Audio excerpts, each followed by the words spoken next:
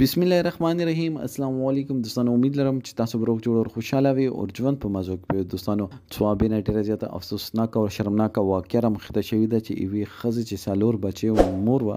آشنا سره ګیره شوې ده سخر آشنا او خزه دواړه قتل کړي دي دوستانو دا واقعه څنګه ده د خزه خاون چې تاسو د بارے کې ټول معلومات په دې ویډیو کې شریکو او که تاسو ټول معلومات باندې ځان خبرول غواړئ مونږ ویډیو ځان سره اخیره پورې وګورئ او چې کوم ملګری مونږ په چینل باندې نوی دي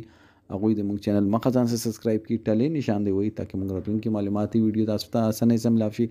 دوستانو د واقعیا د ثوابې ده چې یوه ښځه اشنا سره ګیره شوله سقر ګیره کړه او بیا ښځه او اشنا یې په موقع باندې ایستل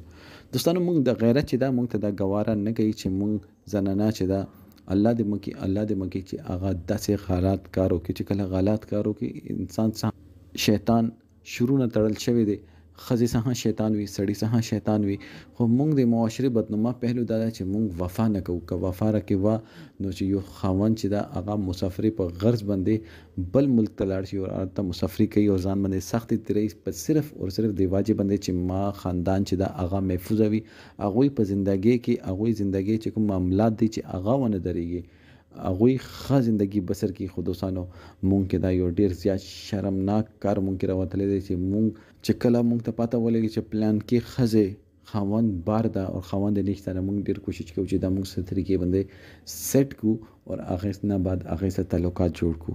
شیطان ښځې سره ده سړي سره ده هغې نه بعد د خاوند هم دا غلطي وي چې هغه چې کله لاړ شي نو 2 کاله نه یو کال نه هغه 15 کاله چې هغه کور ته نه رسي نو ښځه خو الله پاک انسانه پیدا کړې ده هغه خو به خپل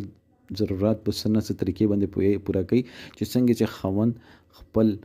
جنسي خواهش پوره کول غواړي دغسې ښځه هم خپل جنسي خواهش پوره کول دا هغه لمه وي چې کوم ځای کې دا ښځه چې ده هغه خالات کار ته تیاره شي دلته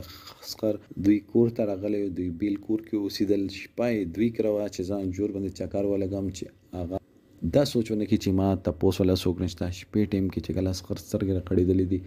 سقر یې وایي چې ما وکتل چې دا ناقابل اعتراض حالت کې یوه بل سړي سره وه ما هغه ټایم کې دواړه وویشتل ما څه غلط کار نه دی کړی او نه پې زه پښیمانه یم چې څوک د غیرت د دایره کار نه بار کېږي مونږ غیرت مونږ ته دا اجازت نه راکوي چې مونږ هغه جمدې پرېږدو نو دوستانو غلط څوک شو غلط د خاونده شو غلط ښځه هم شوه غلط سقر هم شو دوستانو دې باره کې تاسو سره دا کومنټ سیکشن کې خپل رای اظهار ضرور وکړئ والسلام